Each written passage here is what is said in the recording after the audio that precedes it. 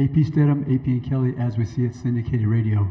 Donovan and Jordan, how does Miami defend your position? And when did you feel during the season that you had a chance to reach Houston, Texas? I mean, I feel like, Miami likes to front the post a little bit. They're very aggressive. They try to get their hands in the passing lanes, and when you're driving in the lane, they try to strip down the ball. And to answer your question about when I thought we could go to Houston, in the beginning of the year when we were on a 14-0 run, winning a lot of games, playing at our best, I thought we had a chance to make a deep run. We obviously went through a tough stretch, but I feel like that made us stronger and made us better. Being joined by Tristen Newton now as well. Let's go to the back of the room. Michael Cohen from Fox Sports. This question is for Jordan. Jordan, it looks like there's been some times this year where you've had a chance to talk to guys like Ray Allen and Richard Hamilton, guys that move without the ball similar to the way you do. I'm curious what their insights have provided you and what it's like to have that resource available to you playing at a place like UConn. I mean, meeting them is a blessing for sure. As soon as I got to UConn, I knew those type of guys the type of guys played there, and I had to live up to that standard.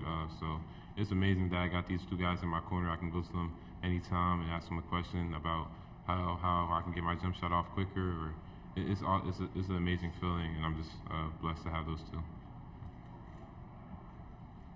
Unlimited questions for Zach Braziller from the New York Post. Zach Braziller, New York Post. Jordan, what do you think is the biggest difference for you from last year to this year? Was there anything specific you did in the off season, or? I think just my mentality changed completely. I feel like I had the skill to do it, to do what I can do now last year, but my mental wasn't all the way there with my game. So I think that's the biggest thing that changed. If Zach has a follow-up, please, Zach. How did your mental change? I mean, just getting older, growing as a player, getting more experience in the Big East, playing with the guys, getting used to my program. So, yeah. Next question is for Lane. Lane's in the center of the room, same area. Hey there. This is for either Donovan or Jordan, but obviously there was a couple of transfers that came in that provided a lot more senior leadership to this team, and that pretty much everyone from last year's team that was an upperclassman left. Yeah. How important was it to have that piece in the mix this year, and what do you think players like Tristan bring? Jordan first, please, then Don. I mean, yeah. Last year we had a completely different team. We had a lot of older guys leave, and so we knew it was going to be a relatively young team. So Coach did a great job bringing guys like Tristan, Haas, other transfers in, be senior leadership. I mean, Tristan brings so much to this team on and off the court. He's a great guy and a great basketball player. So. Don. Yeah, I mean, I was around the program last year, watching practice and games and stuff, but. Over the off season and the summer, when Coach was bringing in these transfer guys, we all just started to bond together well, and like people like Tristan, Haas, Joey, all the transfers, they all help us out in big ways. We got a deep bench because of the transfers, and I feel like that helps us out a lot. Next question, on the right side, Kevin. Kevin Sweeney from Sports Illustrated for Donovan. I'm curious what you've learned this season from going against Adama in practice. Yeah, I mean, Adama has made me a much better player throughout the whole year. He's so talented on both ends of the floor. His footwork is, amazing. So trying to, defend him and keep, stay on my feet and stay physical, it's been a challenge for me all year. But he prepared me for the Big East play, and he prepared me for the highest level, like that we're in now. Adama, all credit to Adama. He's a heck of a player, and he's definitely helped me improve throughout the year. Just a housekeeping item real quick. Joey Calcaterra is available in the locker room. He won't be in the main interview room today. Let's go to that same area, and then we'll come back to Zach. Let's get a microphone. That's the back left microphone. Michael Cohen from Fox Sports. Donovan, when it comes to Jordan's ability to hit shots, part of that comes from him and part of it comes from the screens that guys like you and Adama and Alex set. I was wondering if you could describe sort of like the choreography that goes into learning the way Jordan wants to play and him learning the way you guys set screens and how that's developed over the course of this season. Yeah, throughout the season, Jordan just was a knockdown shooter, and when I'm trying to hand the ball off or set a screen, I gotta force the guy to try to go either under or over, and just make sure I hold my screen just so that he gets as much space as possible to get a shot off quick. That every guy's gonna chase Jordan off of a pin down or a ball screen or whatever, just because how lethal of a shooter he is. So I just gotta coach calls a headhunt, and just gotta find the body and screen and hold my screen. Next question's for Zach, then we'll go to John. For any of the guys, really, what has been the message when Jim Calhoun has met with you guys? What's been his message, and when you have someone who obviously has been to the top like he has, how helpful do you think it is that he's still around the program? Tristan's first answer? Yeah, his experience and leadership is good for us. Tells us what to expect when we get to these positions, and his message is really go out there and do what we got to do to win the game, and that's pretty much the main point of it. Jordan, anything to add? He's the GOAT, so when he talks, you definitely listen. He just gives us great advice before the Sweet 16 and the Elite Eight. He gave us great advice when we came down here, and we always gonna have that in our back of our heads. So. Don. Yeah, like Jordan said, he's the GOAT. He's been in this position multiple times, so hearing from his perspective, is important to us, and helps us get us ready for this weekend. We'll take the next question from the front on the left side, John. John Fanta with Fox Sports. Jordan, thinking about this ride, I think back to your season opener when you unfortunately had to exit the game. I know it was tough. How would you describe the process of hearing about or saying to yourself, this is what's going to happen, this is what's going to happen at UConn, and having to get through the hurdles of stuff like that, and now it is happening? It was definitely a little tough stretch because I ended the season on the concussion, season opener, sophomore year. Expected big things to happen for me. Just got hit with another concussion. But, just having support system around you is the biggest thing. I just give all credit to them. They just kept me confident. I was really at a low time, really tough place, but you just got to work out of it. I got great people around me, all credit to them. So without them, I don't think I'd be in this position. So. Continuing with questions for Tristan, Donovan, or Joey, if there are any. We'll go back to John Fanta, front left. This is for any of the guys. You come off as this group that's just got the depth, the well-rounded nature, that there's not just one leader, like a clear leader, that's coming from different sources. Can you reflect on how that's been built out with this group, that culture of unselfishness, and that guys are sort of given for the entire whole? After the season ended last year, and we knew the coach was going to go to the portal, me and Dre and Adama took it really personal to build a relationship with the guys. Every day, hang out with them during the summer. There was nobody else on campus. It's just us. So every single day we would hang out with each other, do something together. During the finals, we all got together, got some food.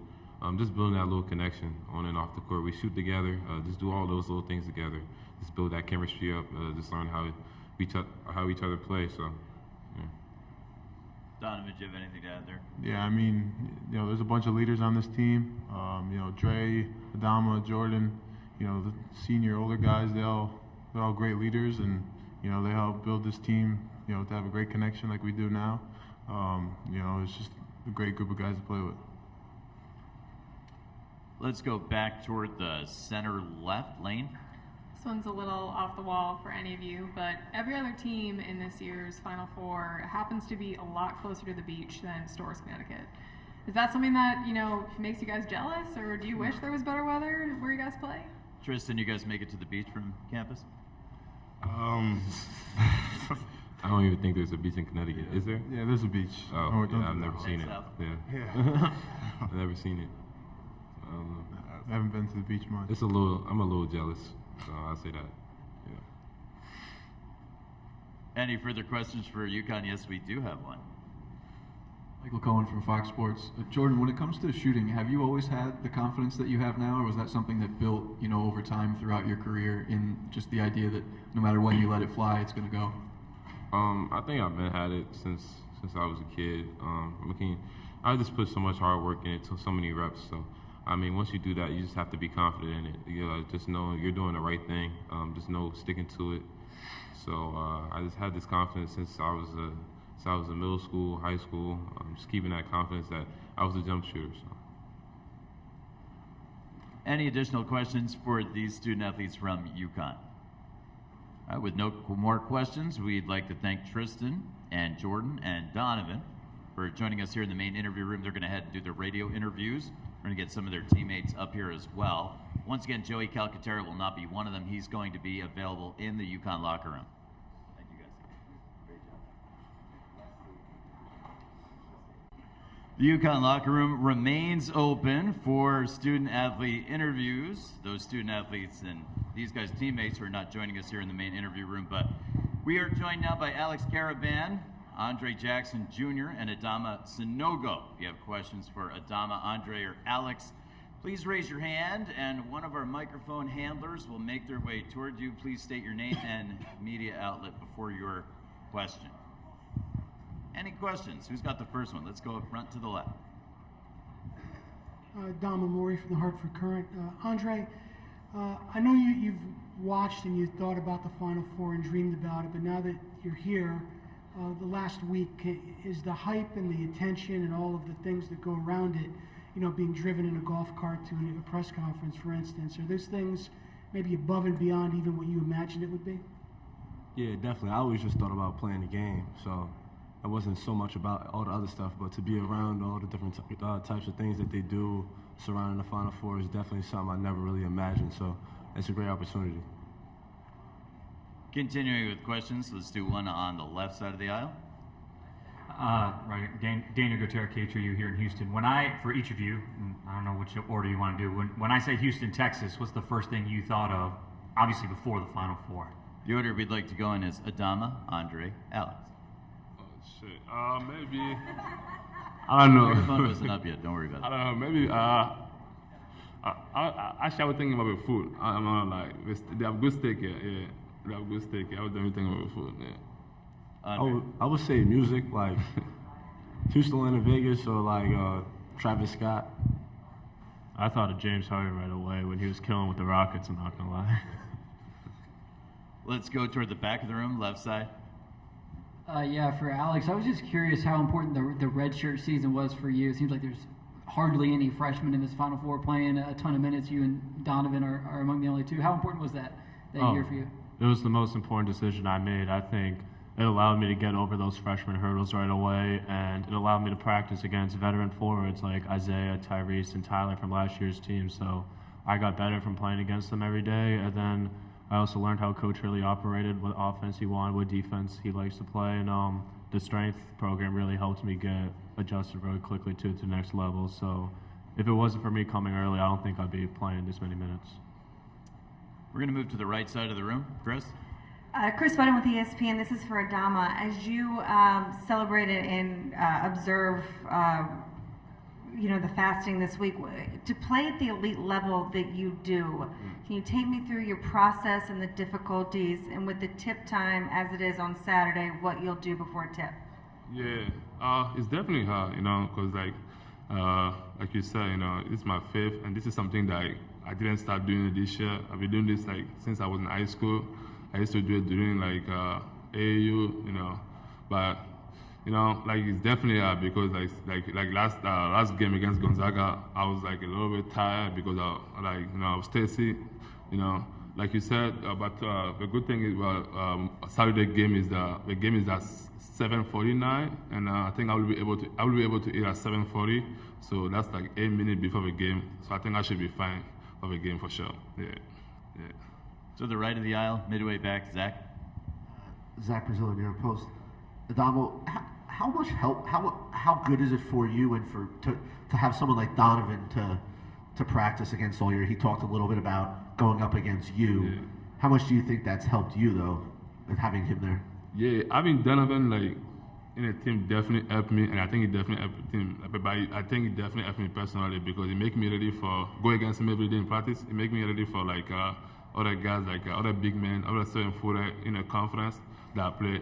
So and this is a guy like I thought coming to like there's a lot of freshmen when they're first year, they're not about it. They won't give up in practice. They don't want to practice. But Donovan, like every practice, like he bring it to you. You want to fight. You want to like you want your spot. So that's something that I really like from him. So it was definitely good like playing against him. And the thing is like it helped me a lot. It helped us a lot as a team too because last year I was playing 30-35 minutes a game.